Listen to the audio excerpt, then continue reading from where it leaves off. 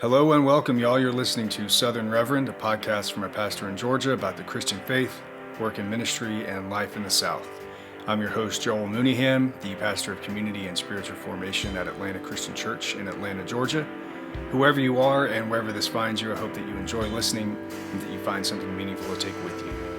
It is the fifth Sunday of Easter, and this is the second part of a two-part arc discussing the different ways that people encounter the risen Christ. We're going to take a look at a passage from the 24th chapter of Luke, where Jesus' presence goes unnoticed for a shocking amount of time before people realize who he is. It's a good story, and so without further ado, here we go. And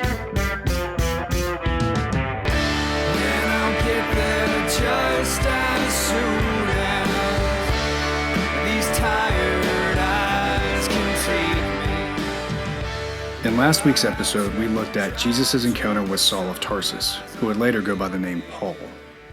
Paul became an influential leader in the early church, a drastic shift from the man people knew earlier in his own life when he was persecuting believers in Jesus. But his life was changed irrevocably when he encountered Christ on the way to a place called Damascus. It's a somewhat familiar story to many people, full of drama and mystery. Paul is knocked to the ground and blinded, and then he hears the voice of Jesus call him in a new direction. At the same time, Jesus reveals himself to a man named Ananias, who was sent to go tend to Paul, nurse him back to health, and teach Paul about who Jesus is. I think we like stories like this because they're concrete. There is a pivotal moment, a hinge on which an entire person's life swings in a totally new direction. And we've heard stories like this many times since. Someone is going along, living life at 100 miles an hour with not a care in the world, and then something dramatic happens that shakes them out of their hedonism, or their addiction, or their broken relationships, or whatever. These stories are often inspiring, often moving, and they almost always involve a person's life changing as suddenly as you might turn on a light switch. But not every story is like that. Sometimes Jesus takes a slower approach. You don't always hear about stories like this as much because they're usually mundane, less filled with drama, and more filled with ordinary. Someone lives their life more or less by the book, with only a vague sense that something might be missing or that something is just out of reach, and then gradually, almost imperceptibly, Jesus is revealed. He makes his presence known, and then he leaves it to the person involved to decide what to do next. These are more frustrating stories. They confound us. They don't tie things up nicely, and they leave us hanging. But they're still unmistakable. And as we'll discover in a moment, they aren't all that new. You see, Jesus, as talented as he is at disruption, is equally talented at the long con. He lays the groundwork, moves along in our presence when we're none the wiser, and before we realize it, we're sitting in his presence, dumbfounded that we didn't see what he was doing all along.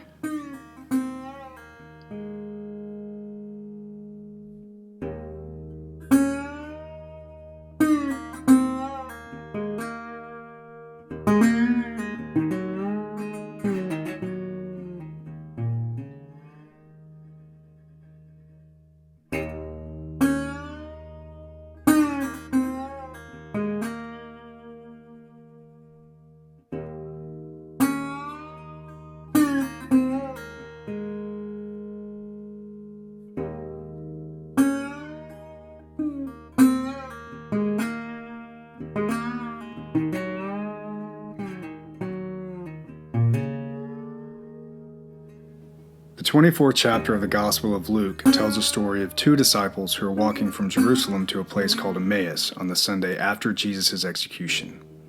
For those of you not keeping up, this is the first Easter Sunday.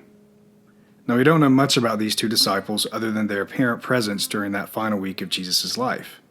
It's unclear how long they followed him, but what is clear is that however long they did follow him, they become convinced that he was Israel's long-awaited Messiah. And like everyone else, the previous week, culminating in Jesus' execution, left them grieving, confused, and likely afraid. And so they left Jerusalem and hit the road.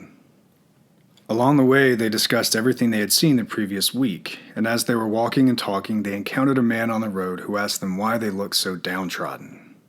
And they were astonished. And they said, "You must be the only person in Jerusalem who doesn't know." "Know what?" the man said. So they explained. "A few days ago, a man named Jesus, who we all thought was Israel's Messiah who would deliver us, was crucified. And now we hear that some women claim his body isn't where they buried him. And some even say he might be risen. It's just been a weird few days." "Oh, that," the man said. "Haven't y'all read closely? This is what the prophet said would happen all along. The Messiah had to die. That's what y'all have been overlooking. Let me explain it to you."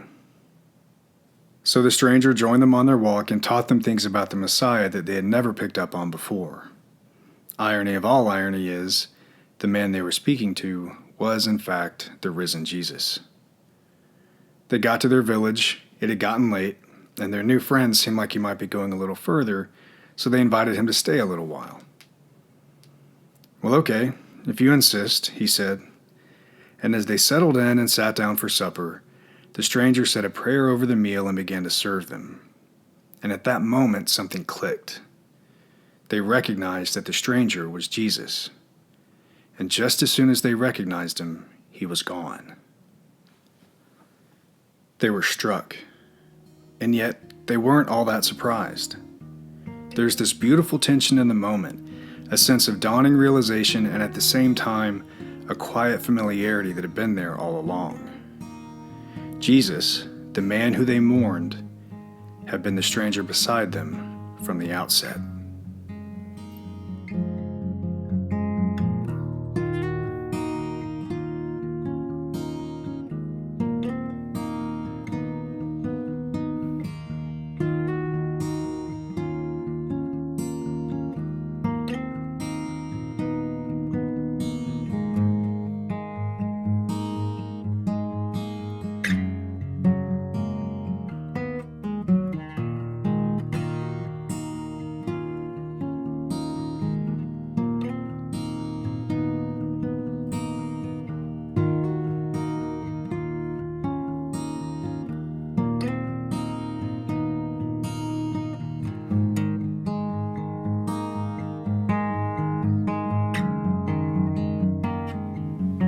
Jesus is at once frustrating and compelling. He's frustrating because he's in no one's pocket.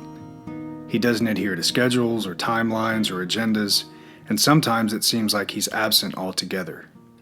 I've been there myself many, many times. This is where the two disciples were. They had been faithful, and they were devoted, and they thought themselves in the know. And yet things hadn't happened like they expected, and it seemed like everything they had hoped for was lost at best, or a lie at worst. But what we may find is that in those moments when it seems like there's nothing but static on the other end of the line, things are happening all around us that we hardly pay any attention to. And while we're focusing on our own frustration, our own sorrow, our own boredom, or our own meandering lack of purpose, Christ is working behind the scenes in our relationships, our circumstances, and even in the supposed silence itself. And then, without warning, almost without incident, a curtain drops, and we see what Jesus has been doing all along to redeem and restore us. It recontextualizes everything that has come before, and we wonder how we ever could have missed what was going on. That is what makes Jesus so compelling. It's like that feeling when you see an illusionist who's skilled at sleight of hand make a coin disappear here and then reappear over there. And then when you learn the trick, you see that you've been following the wrong hand the whole time. Or that awe that comes when you stare at the early morning horizon, barely noticing how the light is dawning and the sky is changing colors, and before you know it, the dark blue sky has turned blazing gold, and there's a new day before you.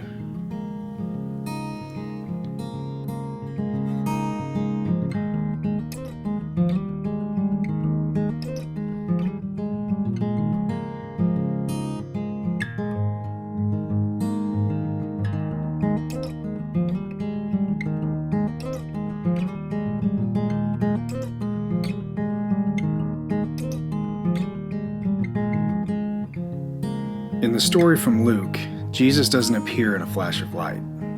He doesn't appear in an earthquake. He shows up on a long walk from one place to another, and he isn't even recognizable to people who thought they knew him well. And then patiently, without anger or judgment, he walks with them in their confusion and stays with them in their sorrows. He sits down with them, breaks bread with them, a moment of intimate familiarity, a beautiful scene of the divine once again sitting down with the creation. And he shares a meal. And in something as simple as the ordinary act of breaking bread, they recognize him again, and yet for the first time. And then he vanishes. This is the most challenging thing about the story. Jesus leaves them for a time to make of the experience what they will. And this is important to remember. There is always a decision to be made on our part. Do we cynically disregard it as merely a strange moment of coincidence? Do we skeptically wave it away as a hallucination in the midst of confusion? Or do we lean into the moment and marvel at who it is we have just encountered?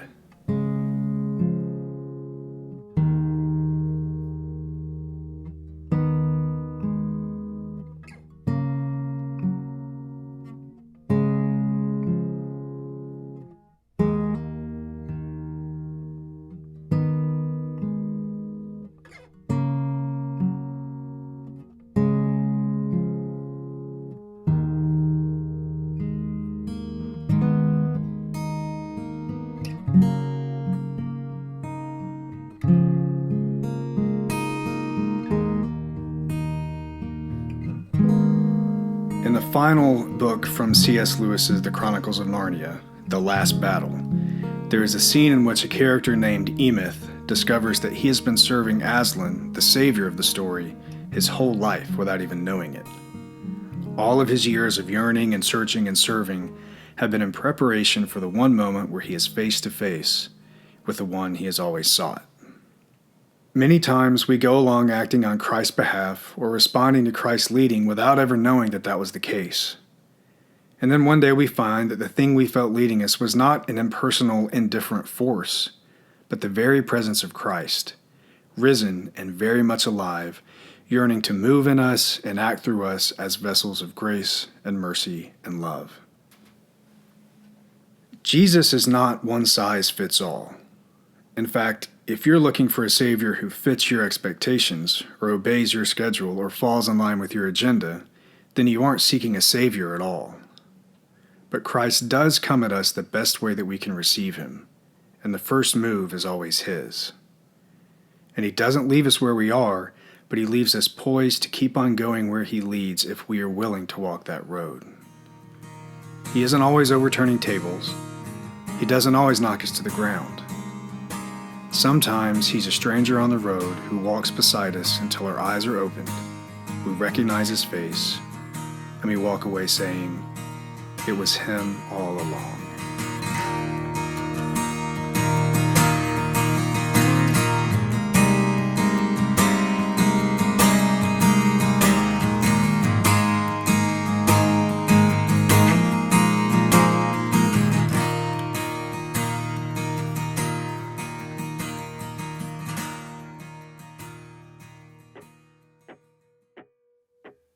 Thank you all for listening to this episode of Southern Reverend. I've been your host, Joel Mooneyhan. I want to give special thanks to my friend Angela Petrilli from California for providing the music on this week's episode. If you want to check out more of her music, and you absolutely should, you can find her on Instagram at the handle Angela Petrilli Music, and I'll link that for you in the description. If you want to hear more from me, you can find me on the web at www.southernreverend.com, on Instagram at the handle Southern Reverend, and on Facebook.com/Southern Reverend. If you've enjoyed this episode, then please share with your friends and listen to other episodes that you might find on Spotify, iTunes, and SoundCloud. Thank y'all again for listening, and come back next week for episode 6 of the Eastertide series. Until then, y'all have a great week, take care, and be good to one another. And I'll get there just as soon